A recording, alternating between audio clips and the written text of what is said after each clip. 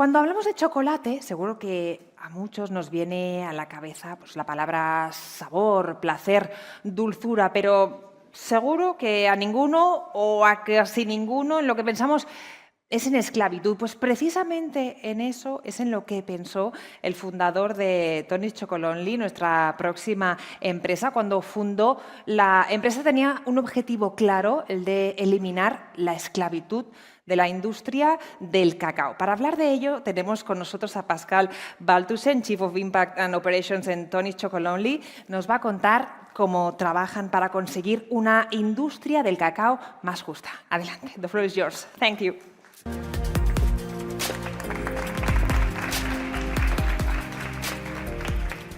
So, we're going to talk about chocolate, and I'm going to do it in English because my Spanish is so horrible, you're not going to know what I'm saying. And I'm happy that you all stayed here because hopefully you all share, like me, this love of chocolate. Yeah? And this love of chocolate brings us back to childhood memories. And when I say this, I normally see people thinking about, what do you mean? And I say, well, think back when you were 4, 5, 6 years old. And where did you get your first chocolate? Normally grandpa, grandmama, from your parents. And you first open this piece of chocolate and you start to smell the sugar and the bitterness and the sweetness. And then you put it in your mouth and you get like this lovely explosion of flavors in your mouth. Yeah? Now I can see all of you smiling because it brings back that little memory of your childhood. Now, one thing that you probably didn't know when you were 20, 30 years ago, 40 years ago, for some of you, when you were eating that chocolate, that some of that chocolate was actually made by children. Yeah?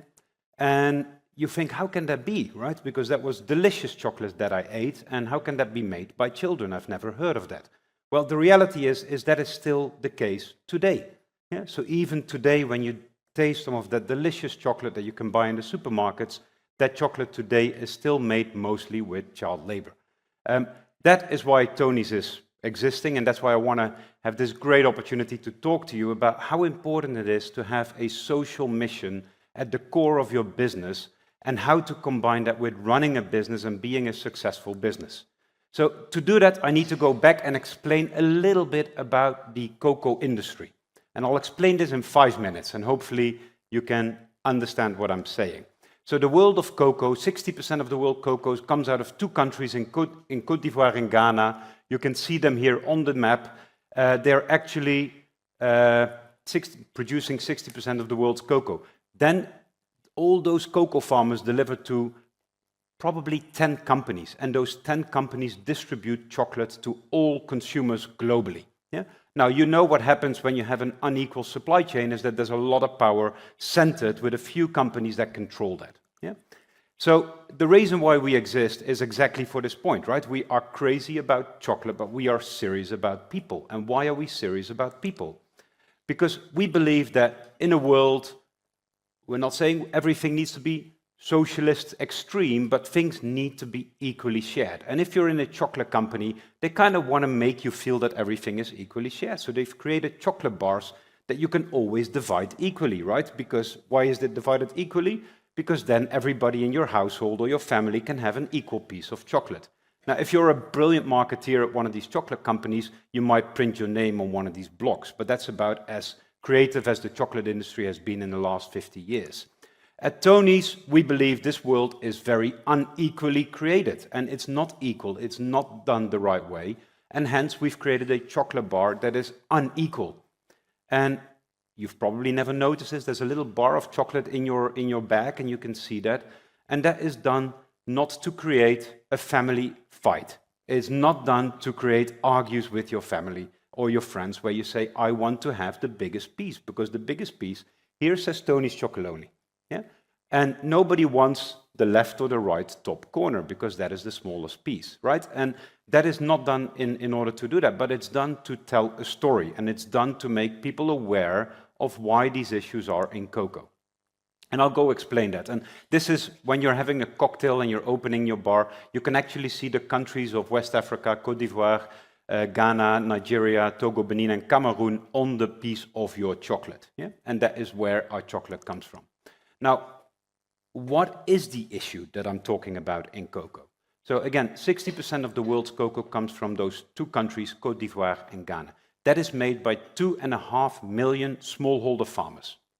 Now, if some of you are not known to agricultural practices, a smallholder farmer is a very poor, very distant farmer that sits on 2 or 3 acres of land, that has a couple of cocoa trees, and is trying to make a living out of a very small farm. Yeah? And the entire family, more than the family, the entire household needs to live out of the productivity out of that farm. This has basically how 95 to 99% of the world's cocoa is actually produced by smallholder farmers. So you do not have large plantations in Spain, you do not have large plantations, even in Ecuador have some, but in Africa, none of them have a large plantation. So it's all a family household farming. In those very poor families, they have very little options. So what happens is that 1.6 million children of those cocoa farmers are working on those cocoa farms. And 95% of the work that these children do is classified as worst forms of child labor. And that is not a form that we make, that is something defined by the ILO. It is working kids 8 years old with machetes a meter long, chopping away at cocoa farms, harvesting cocoa pods, making all the cocoa that is needed for you to consume the chocolate that you eat every day. Yeah? 95%, that's 1 in 2 children, yeah, in those cocoa farms are doing work illegally today. Yeah? Not yesterday, not 20 years ago, today. 30,000 cases are found every year of trafficked labor. These are children, sometimes young adults, sometimes adults, that are actually in a position of slavery. They are sold by families from other countries to work on these cocoa farms for no pay. Yeah? And they're in a situation that I think in Europe we banned these things in early 1800s. And that was just by things that we said we don't allow slave labor to happen anymore in our countries. This is still happening sometimes in these countries today. Not that these countries want it to happen, but that's the situation that exists. So again, 1 in 2 children for these cocoa farms work illegally on these cocoa plantations. So that is why Tony's was created. Yeah? We were created because we realized that you cannot have an industry that can work this way, and this is an acceptable reality that we think we're all sitting here in a great place in the theater of Madrid. It's very distant to us, so why do we care? And we care because we care. We think that this is something that we should be solving in the world to make this work. So that is why we're an impact company that makes chocolate.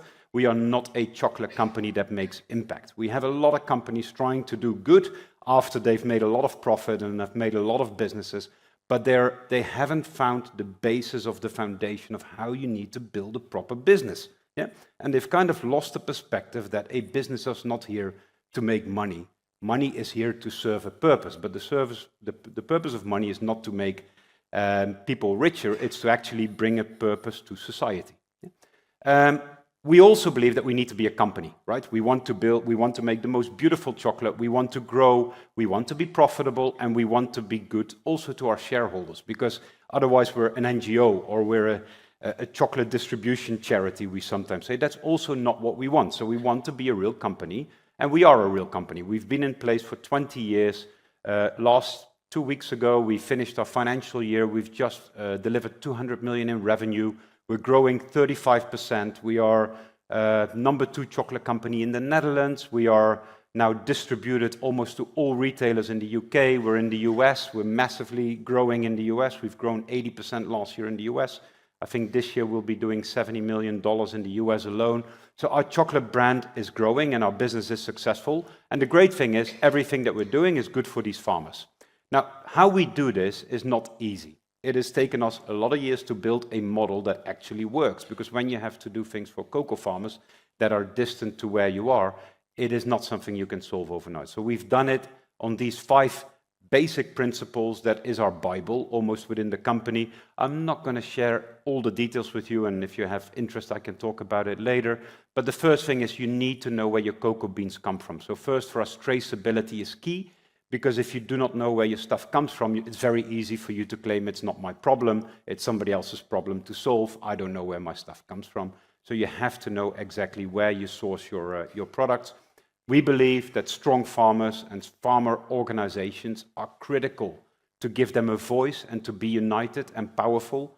We believe that you need to focus on productivity, and we believe that you cannot do this in the short term. You have to go in with a long-term commitment to help these cocoa farmers be successful together. Last but not least, and here's where the financial and the CFOs of every company starts to twitch on their seats, it does come at a higher price, and you need to pay a higher price. That is what is needed to get farmers that are living in extreme poverty out of a poverty situation. Now, a lot of people talk about what they do. I also want to talk about what we're actually delivering. Quickly again, so first things, we focus on three things. First is household income. What are we actually delivering on household income? And what we see is that the household income of the farmers that we're working with is actually going up with 62%. 62% for the entire household. We see child labor remediation. We 100% successfully remediate every single case of child labor that we find. And we find a lot. And we are very active in finding it.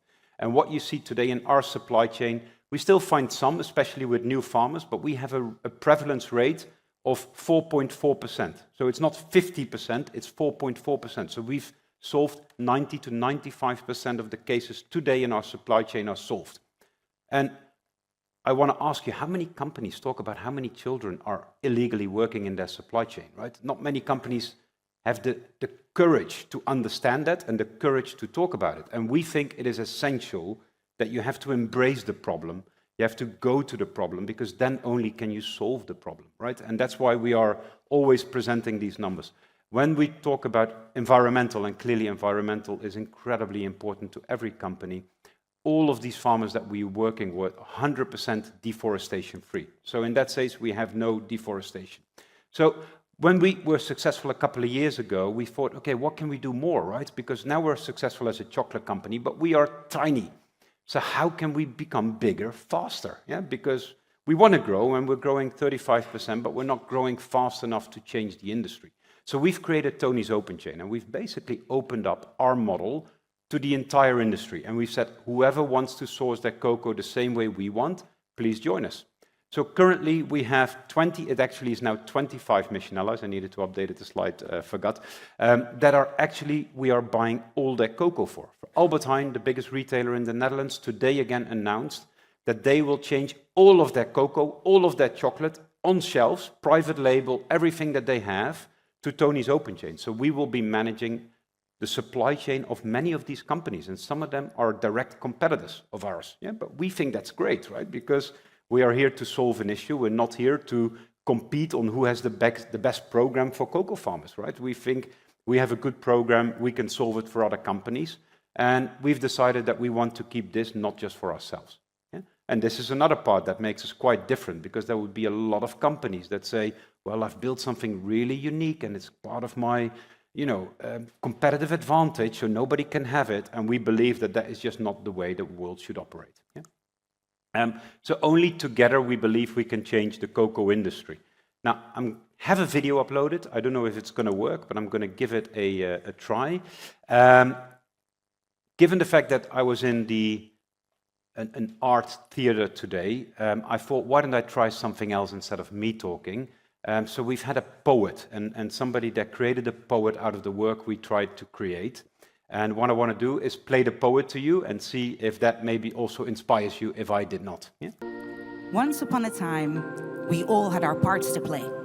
We worked together with our farmers, guaranteed them honest pay. We traced our cocoa beans and thought the long-term way. We were mindful of what we bought. We worked together and took action. We explored a different narrative, one in which it was not only us, but several main characters. Chapters divided equally, plot lines casually met. We told our story to our colleagues, to our kids, and to our friends. We repeated it for days and weeks, tried really hard to change our beliefs. We wanted not a fairy tale, but a reality to be proud of, because we realized that only then our story could be fair again. So I'll close just by saying, I hope I've inspired some of you to think sometimes differently about how you build your businesses. I am super grateful to be here because I think it is a real powerful thing to have S at the center of ESG. And I think there is no world where we can have a great environment but not great social justice, right? And I think We always say you cannot bring social justice on a broken planet. Yeah? At the same time, you cannot fix a planet where society is not healed. Yeah? And I think inequality is a massive issue in our world today. So I hope all of us are inspired to take some action. And hopefully, my ask of you is next time you buy your chocolate, think about who do you want to help, right? Is it the big chocolate companies or is it the small cocoa farmers that actually need the help from you? Yeah? Thank you so much.